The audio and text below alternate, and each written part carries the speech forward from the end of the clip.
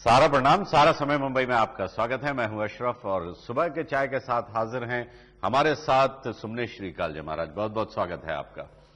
इससे पहले कि हम उनसे बातचीत करें, ये जाने कि आज का दिन कैसा है, साथ ही साथ राशि के अनुसार आज आपका दिन कैसा रहने वाला है, एक नजर डालते हैं सुर्खियों पर।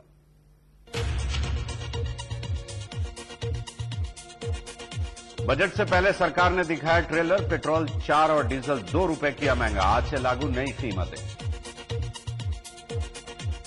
संसद सत्र के एक दिन पहले शानदार रेल बजट का ममता का वादा। पीएम बोले मिलजुल कर निपटाएंगे संसद में काम।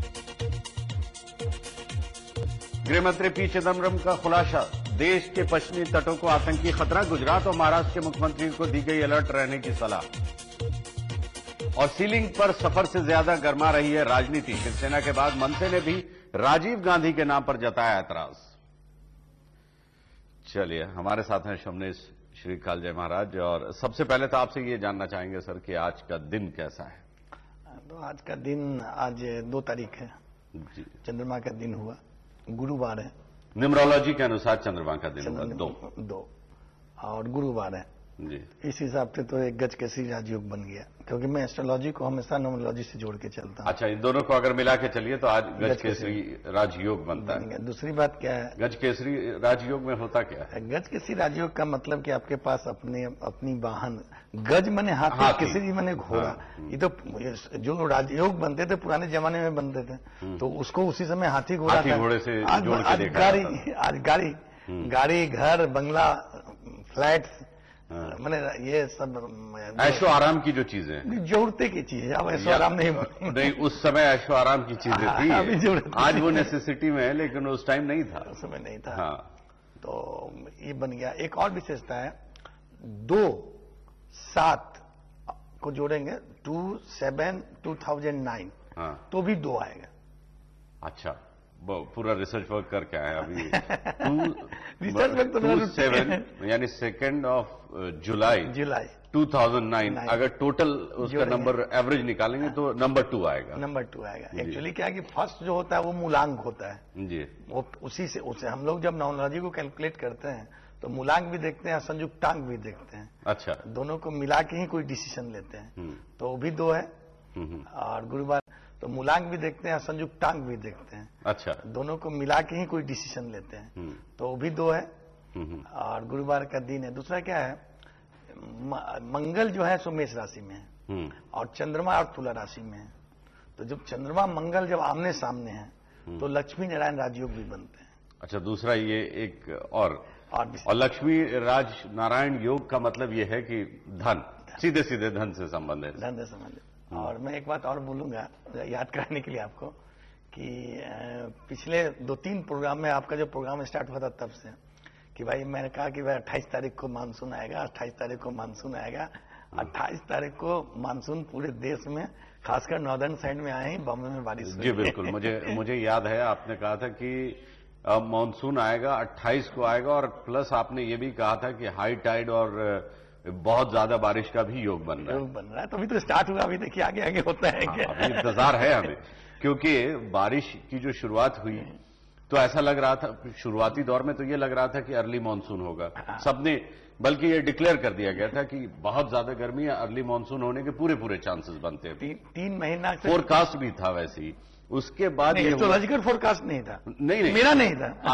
एस्ट्रोलॉजिकल भी था, लेकिन आपका नहीं था। ये मैं नहीं कह रहा हूं। मैं ये कह रहा हूं कि फोरकास्ट भी यही किया गया था कि अर्ली मानसून होंगे, चाहे वो एस्ट्रोलॉजी हो, चाहे वो मौसम विभाग हो, इन सब की ओर से था। उसके बाद इंतजार करते रह गए लोग, बल्कि जून का पूरा महीना ऐसी निकल गया, छिटपुट बारिश हुई है। अब तक जुलाई शुरू हो गई, तो अब ये कहने लगे कि डिले है साहब मानसून। वो तो मौसम वाले तो बादल देख के अब ये कह रहे हैं कि कम बारिश होगी। नहीं, बारिश पहले तो कह रहे थे बारिश ज्यादा होगी। अब हम आपसे ये जानना चाहेंगे कि आपने 28 तो कह दिया, पहले तो और ये भी कहा था कि बहुत बारिश होगी। बिल्कुल 28 तारीख से बारिश तो हुई। हाँ, चलिए, ये तो बात एक फोरकास्ट जो 3 महीना से लगातार हो गई बारिश। छिटपुट नहीं, अच्छी बारिश हुई। दिल्ली में काफी बारिश जो हैवी रेन का वेट कर रहे हैं। मानसून के दौरान जिस तरह की बारिश होनी चाहिए उस तरह की तो बारिश अभी तक नहीं। शुरुआत हुई है एक 2 दिन 3 दिन 4 दिन और इंतजार कीजिए, हफ्ता दिन बहुत से बहुत बारिश तो होगी और जबरदस्त बारिश होगी। चलिए, ये बात भी निश्चित है। जिस तरह ये वो एक फोरकास्ट जैसे सही हुआ उसलिए भी निश्चित है। चलिए इसका भी इंतजार हम लोग करेंगे।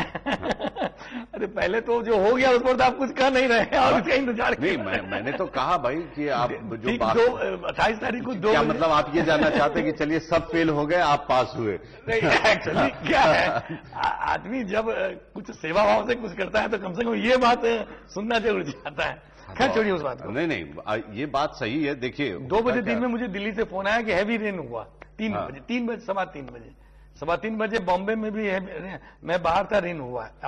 बारिश तो हुई, उसमें कोई दो राय नहीं है। लेकिन मैं उससे जोड़ के नहीं कह रहा हूं। मैं ये कह रहा हूं कि आपने जो कहा था कि 28 से बारिश की शुरुआत होगी, हाँ अच्छी बारिश होगी, बारिश की शुरुआत हुई।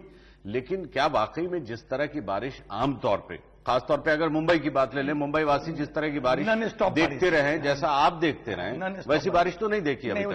वैसी बारिश भी होगी और इसी जुलाई में ही होना है उसको। चलिए, उसके बाद अब बात करते हैं थोड़ा सा मैं दिन वगैरह के बारे में।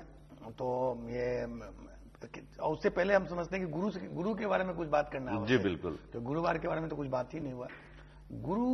एक्चुअली गुरु को बार बार लोग धन से जोड़ते हैं। हाँ, अक्सर लोग समझते हैं गुरु अच्छा है तो धन आ जाएगा, गुरु अच्छा है, लेकिन गुरु का धन से कोई मतलब नहीं। अच्छा, गुरु का धन से कोई संबंध नहीं। गुरु का संबंध 2 चीज से है, एक ज्ञान, एक धर्म। अच्छा, ज्ञान और धन से, हाँ ये बात तो पहले भी बात हो चुकी है, चर्चा हो चुकी है। अब लोग के दिमाग में बात है कि गुरु तो बहुत अच्छे ग्रह, अगर आप ज्ञानी हैं तो धन वैसी आप लक्ष्मी आपके पीछे कहते हैं। लक्ष्मी सरस्वती में हमेशा बैर होता है। मैं तो अपने जीवन में लेकिन मैंने तो यही देखा है कि जो ज्ञानी है वो जाहिर सी बात है अच्छे पोजीशन में, अच्छे मुकाम पे पहुंचते हैं। हर काम के लिए ज्ञान का होना बहुत जरूरी है। ज्ञान का होना जरूरी, फिर एस्ट्रोलॉजी पढ़ाएंगे तो भाग्य का होना जरूरी है, तभी ज्ञानी को पैदा नहीं मिलेगा। अब एक बात पर हम आते हैं, गुरु जैसा कि लोग समझते हैं कि बहुत शुभ ग्रह है। हाँ, शुभ ग्रह है, हाँ, ठीक है, लेकिन वो भी मारक है। अच्छा, मारक का मतलब क्या होता है? लगन से दूसरे में और 7वें में गुरु से कोई संबंध है तो वो मारक हो जाते हैं। अच्छा, माने ऐसा नहीं कि गुरु एकदम सब काम अच्छा ही अच्छा करते हैं, तो गुरु भी मारक होता है। जो बात मैं बताना चाहता हूं, तो गुरु से भी उतनी ही सावधानी की जरूरत है जितना मंगल और शनि से।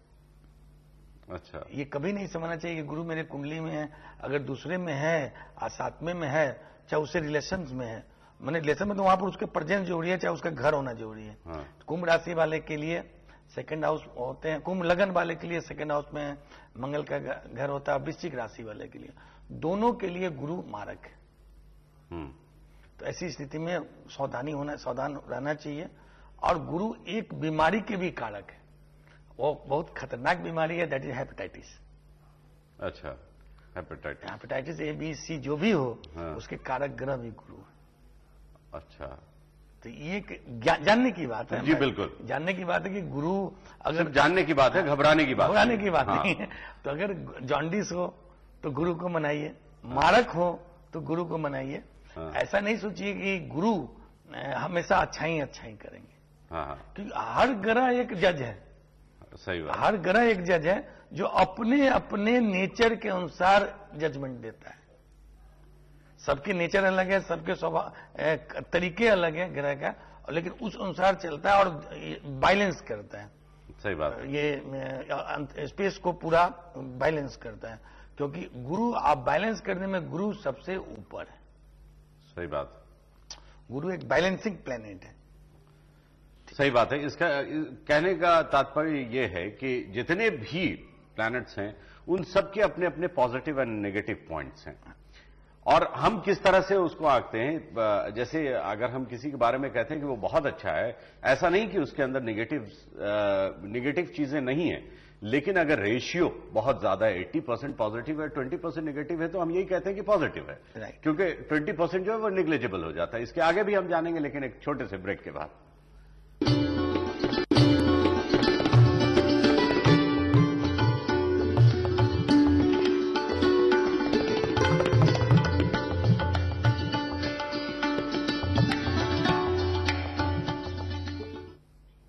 ब्रेक के बाद एक बार फिर आपका स्वागत है। हमारे साथ हैं सुमनेश श्री कालजा महाराज, और वो ये बता रहे थे कि गुरु के बारे में आमतौर पे लोग यही समझते हैं कि गुरु हमें सिर्फ देता ही देता है, लेकिन जैसा कि अभी चर्चा हुई कि कोई भी ऐसा ग्रह नहीं होगा मेरे ख्याल से जो सिर्फ देता ही देता होगा, लेता भी होगा। पॉजिटिव और निगेटिव सारे ही जितने ग्रह हैं सबके साथ होगा, क्योंकि वही बैलेंस करता है सारी चीजों को। सब प्लेनेट का मतलब एक ही है कि ये दुनिया सिस्टम से चले। हाँ, बैलेंस करना, बैलेंस चले, दुनिया सिस्टम से चले, क्योंकि नेचर जाति और गलत चीज को बर्दाश्त नहीं करती। सही बात। जब भी जाति गलत, आज जो बारिश कम बेसी क्यों हो रहा है, हमारे जो ओजोन लेयर घटे हैं, हाँ। हम लोग जाले मैकेनिज्म हुए हैं, तो सही बात है। उसके लिए जिम्मेदार हम खुद हैं। ये तो सारी दुनिया इस बात को मानती है। ग्लोबल वार्मिंग की बात हो रही है, तो उसके लिए जिम्मेदार कोई नेचर नहीं है, बल्कि हम खुद हैं। और हमने ही उसको, क्योंकि देखिए नेचर के विरुद्ध अगर हम जाएंगे तो जाहिर सी बात है नुकसान हमें भुगतना। सारे प्रॉब्लम नेचर के विरुद्ध और सोशल वैल्यू के विरुद्ध, दोनों के विरुद्ध हम लोग जा रहे हैं। सोशल वैल्यू भी खत्म हो गया है, हाँ। नैतिकता भी खत्म हो गई, ये भी खत्म हो, छोड़िए ये सब लंबी बहस है, उस पर बात हम लोग क्या करेंगे, बहस चल पाएगी। आज के ग्रहों की दशा और दिशा के बारे में एक बात आप बता दें, इससे एस्ट्रोलॉजी में बहुत बड़ा फर्क पड़ गया। ये जो सोशल मॉरल जो ये हो रहा है, इससे एस्ट्रोलॉजी में भी फर्क पड़ गया है, फोरकास्ट चेंज हो गए हैं। एक इंपॉर्टेंट बात है, अब आज के तारीख में इस कलयुग में, घोर कलयुग में या भसयुग में, जिसके ग्रह नीच के होते हैं उसको ज्यादा सुख मिल रहा है। सही बात है। और सदा से लोगों ने कलयुग के बारे में ही सुना, सतयुग के बारे में तो अब तक नहीं सुन पाए। और वो था या नहीं था, इस पे अभी भी। अब चलिए बात करते हैं आज के राहु काल, यमघंट काल और गुलिक काल से। जी। तो ये 2 से 3:30 तक राहु काल है, 2 से 3:30 तक राहु काल है जी। और ये 6 से 7:30 मॉर्निंग में ये यमघंट काल चल रहा है। यमघंट काल है 6 से 7:30 यमघंट काल। राहु और यमघंट काल दोनों ऐसे काल हैं सुमनेश जी के मुताबिक और शास्त्रों के मुताबिक कि इस समय पे किसी शुभ कार्य की शुरुआत न करें, लेकिन कोई काम अगर कंटिन्यूटी में जारी हो तो उसे आप जारी रख सकते हैं जी। और ये 9:30 से 11 गुलिक काल है। 9:30 बजे से 11 बजे का जो समय है वो गुलिक काल का समय है। ऐसे समय में किसी शुभ कार्य की आप शुरुआत कर सकते हैं। अगर आपने मुहूर्त नहीं निकलवाया फिर भी आप चाहते हैं कि किसी शुभ कार्य की शुरुआत करना, तो ये गुलिक काल मेरे ख्याल से ये ऐसे समय में कर सकते हैं। ये सबके लिए एप्लीकेबल है। और आषाढ़ की 10वीं तिथि है जी। और स्वाति नक्षत्र है। स्वाति नक्षत्र तो बहुत अच्छा नक्षत्र। स्वाति नक्षत्र क्या है कि स्वाति नक्षत्र क्या होता है, ये बीजारोपण का नक्षत्र होता है जी। गजमुक्ता, ये गोरोचन, मोती, बंसलोचन, जितने भी हैं आज के दिन जो पानी पड़ने वाले हैं जल से, वो सारे चीज की उत्पत्ति होने वाली। चलिए, तो स्वाति नक्षत्र बीजारोपण का नक्षत्र होता है, तो ये बहुत बढ़िया नक्षत्र है। अच्छा। और उसके बाद चंद्रमा और बाकी तुला राशि में है। ग्रहों की स्थिति में क्या है कि बुध थोड़ा आगे बढ़ गए हैं, शुक्र थोड़ा आगे बढ़ गए हैं। शुक्र अपने घर में चले आए। अच्छा। वृष शुक्र चले आए, मेष राशि में थे, मेष राशि में था स्थिति मंगल है। हाँ। और बुध भी आगे बढ़ गए हैं, बुध अब मिथुन राशि में आ गए, अपने घर में आ गए हैं। हाँ। बुधादित्य राजयोग हो गया है। हाँ। और ये केतु कर्क में यथा स्थिति, शनि सिंह में यथा स्थिति, तुला में चंद्रमा, मकर में राहु और कुंभ में गुरु। हाँ। तो ये जो ग्रह का थोड़ा चेंज तो हो गया है। हाँ, तो चेंजेस आने शुरू हो गए। हाँ। अच्छा, अब गुरु गया, अब क्या है, क्यों मैं बोल रहा था बार बार कि 28 से ये बारिश होनी शुरू होगी। बारिश के बहुत एक कारक ग्रह बुध भी है। जैसे वो सूर्य के साथ गया, अस्त हो गया। अच्छा। सूर्य के सामने क्या है, सूर्य के नजदीक कोई भी ग्रह होते हैं तो अस्त हो जाते हैं। हाँ, क्योंकि उसकी रोशनी कोई भी बर्दाश्त नहीं करता है। इसलिए आप देखते हो कि आप नजदीक होते हैं सूर्य से, तो वो सारे अस्त होते हैं। खैर वो तो अलग बात है, वो अलग। अब ये स्थिति बन रही है, लेकिन दिन फिर भी काफी अच्छा है। और काफी सारे के भाग्यांक काफी अच्छे हैं। अच्छा, तो चलिए, तो राशि के अनुसार कैसा दिन रहने वाला है वो भी बता दीजिए। मेष राशि से बात शुरुआत करते हैं। और मेष राशि में क्या है कि 7वें में चंद्रमा है। अच्छा। तो 7वां मतलब स्पाउस हाउस, वो जगह आपका ऑपोजिट सेक्स और ऑल फ्रेंड्स, या जहां आप व्यापार करते हैं, नौकरी करते हैं, हर वह जगह जो आपसे